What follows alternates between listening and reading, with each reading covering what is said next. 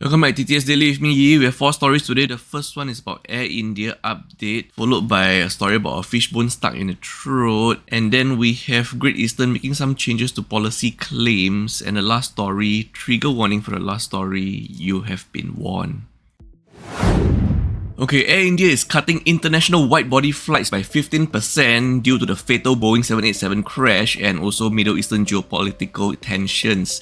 These reductions will start on 20th June 2025 and will continue until at least mid-July 2025. As we know, Flight AI-171 crashed on June 18, 2025 with 241 out of 242 passengers perished. Both flight data recorders have been recovered and a preliminary crash report expected within 30 days. AI-171 had a clean flight record with no prior issues. The right engine was installed in March 2025 with the left engine serviced in 2023 due for maintenance in December 2025, and the pilots were described as exceptional by Air India chairman too. Air India have acknowledged poor communications post-crash and have established a strategic communications team the last 3 days to address public concerns.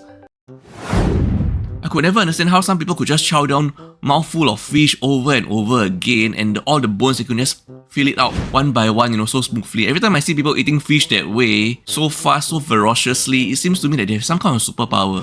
Because I eat fish really slow and really carefully, slowly picking out the fish bone. And this is gonna unlock some hidden fears in some of you after you see this picture.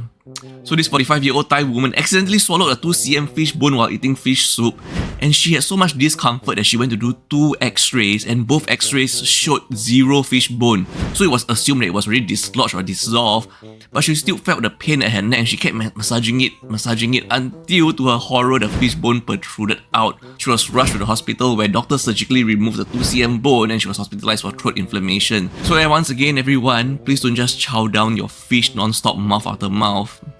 Please be careful.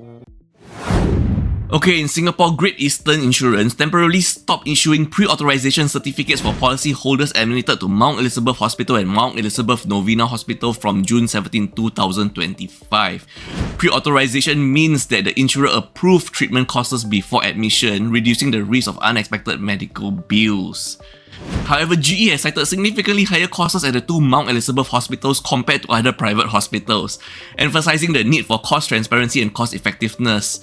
They also mentioned that this decision is not a reflection of clinical quality but just part of GE efforts to manage rising healthcare costs.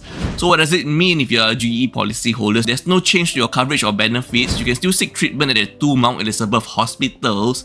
However, without pre-authorization, policyholders may have to pay upfront out of pocket first, and this can get quite costly for certain treatments and procedures. So some policyholders are obviously frustrated because of this, because they have to pay upfront out of pocket first and then do claim submissions. So Mount Elizabeth Hospital and Mount Elizabeth Novena Hospitals are both owned by IHH Healthcare, who is also Singapore's largest private healthcare provider, who also operate Gleneagles and Parkway East. Take note, Gleneagles and Parkway East are free from this temporary suspension. So if you are a GE policyholder and you like the IHH Healthcare group and you want pre-authorization, you could consider doing your future procedures or claims at Gleneagles or Parkway East.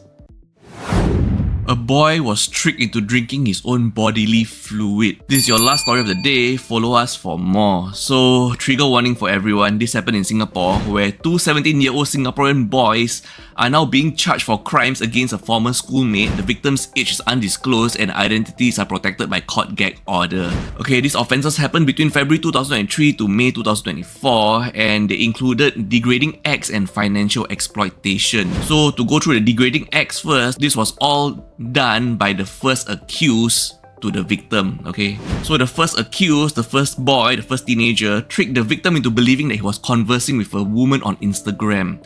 And he then induced the victim to perform 7 humiliating acts, which include soaking his private parts in chili oil, rubbing salt on his private parts, drinking his own bodily fluid, you know what I mean, and performing explicit acts on camera and asking the victim to play football unclothed, and also burning hair and eating butter/cheese/chili padi. These were all the degrading acts that the first accused induced the victim to do.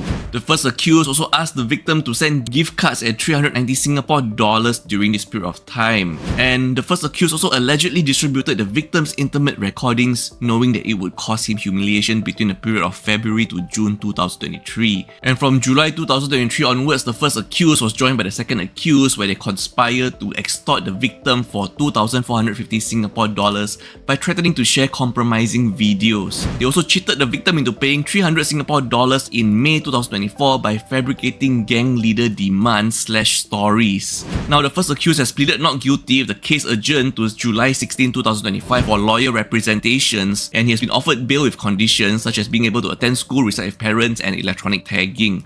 The second accused intends to plead guilty, hearing on July 30th, 2025, and offered bail with same conditions. Absolute shocking story. This is just layers of cheating, fraud, and I would say bullying too, because the victim was tricked into thinking that he was conversing with someone of the opposite gender, then made to perform all these humiliating acts which were recorded for further distribution to humiliate him.